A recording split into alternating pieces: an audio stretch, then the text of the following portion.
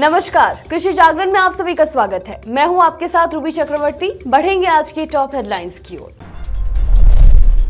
8 मई को 200 से अधिक जिलों में होगा पीएम नेशनल अप्रेंटिसशिप मेला का आयोजन। योगी सरकार का बड़ा कदम, गेहूं खरीद के लिए राज्य सरकार ने कर ली है पूरी तैयारी। किसानों के खाते में 3 दिन में पहुंचेगा भुगतान। धान, कपास, गेहूं सहित इन फसलों की खेती करने वाले किसानों के लिए बड़ी खबर। चावल उत्पादन क्षेत्र में नई क्रांति, अब शुगर फ्री चावल भी उगा सकेंगे किसान। बिहार में फल सब्जियों के बिजनेस की पैकिंग पर 3 लाख दे रही है सरकार, फटाफट कर दे आवेदन। साइक्लोन मोचा ने दी दस्तक, कई राज्यों में और भी बढ़ेगा पारा। बढ़ेंगे खबरों की ओर।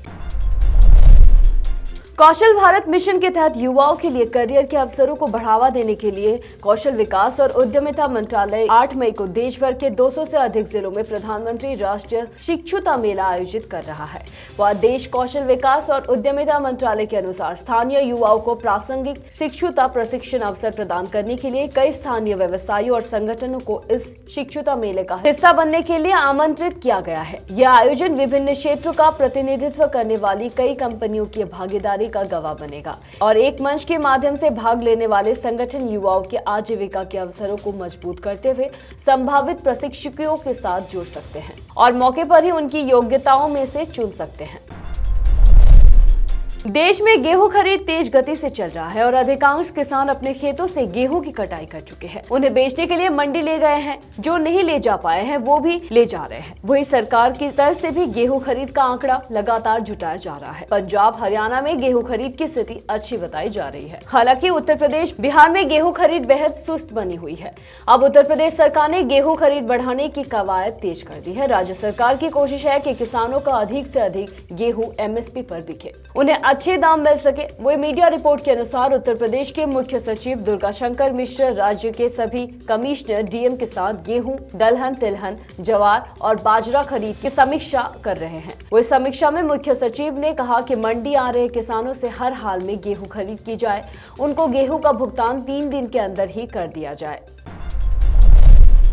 देश भर के ज्यादातर इलाकों में बीते दिनों बारिश का सिलसिला लगातार जारी है और इस दौरान बारिश के साथ ही आंधी, तूफान और बिजली कड़कने की गतिविधियां भी देखने को मिली थी। वही हरियाणा के भी अधिकांश इलाकों में ऐसा ही मौसम बना हुआ था। ऐसे में मौसम विभाग ने आम लोगों के लिए मौसम अलर्ट जारी करने के साथ ही किसानों के लिए भी एग्रोमेट एडवाइजरी जारी की थी। मौसम विभाग द्वारा हरियाणा के लिए जारी एग्रोमेट एडवाइजरी में क्या कुछ खास रहा। वही आंधी तूफान के साथ बारिश की संभावना के कारण कटी हुई सामग्री और जानवरों, पक्षियों को रखे। और इस एडवाइजरी में ये कहा गया है कि सामग्री और जानवरों, पक्षियों को रखे इंडोर और रखने की सलाह दी गई है और किसानों को गेहूं की पराली नहीं जलाने की भी सलाह दी गई है और खेत में उतनी ही जुताई करे जिससे स्थिति में सुधार होगा। वो मिट्टी की उर्वरता को न जलाए, इससे मिट्टी के पोषक तत्व नष्ट हो जाते हैं। भारत में चावल का उत्पादन बहुत ज्यादा होता है क्योंकि ये एक पारंपरिक फसलों में से एक है। इस बीच चावल उत्पादन के क्षेत्र में क्रांति लाने के लिए IRRI और उत्तर प्रदेश के कृषि विश्वविद्यालय के बीच करार हुआ है जो किसानों की आमदनी को बढ़ा देंगे। वही चावल उत्पादन के क्षेत्र में क्रांति लाने के लिए IRRI यानी कि अंतर्राष्ट्रीय चावल अनुसंधान संस्थान और उत्तर प्रदेश के 4 कृषि विश्वविद्यालयों के बीच समझौते पर हस्ताक्षर हुए हैं, जिसके तहत चावल आधारित कृषि खाद्य प्रणाली को विकसित करने और गुणवत्तापूर्ण पोषक तत्व से भरपूर चावल की खेती को विकसित करने के उद्देश्य से अंतर्राष्ट्रीय चावल शोध संस्थान और उत्तर प्रदेश के 4 कृषि विश्वविद्यालय मिलकर काम करेंगे। वह आचार्य नरेंद्र देव कृषि और प्रौद्योगिकी विश्वविद्यालय, बांदा कृषि और प्रौद्योगिकी विश्वविद्यालय, कानपुर की चंद्रशेखर कृषि और प्रौद्योगिकी विश्वविद्यालय, सरदार वल्लभ भाई पटेल कृषि और प्रौद्योगिकी विश्वविद्यालय ने समझौते पर साइन किए हैं। वो शुगर फ्री चावल को विकसित करने और प्रदेश में इसकी खेती करने को लेकर काम होगा और उत्तर प्रदेश के कृषि मंत्री सूर्य प्रताप शाही ने MOU पर हस्ताक्षर के दौरान कहा कि ये समझौता ज्ञापन प्रदेश की कृषि और किसानों के भविष्य को संवारने के लिए ऐतिहासिक साबित होगा।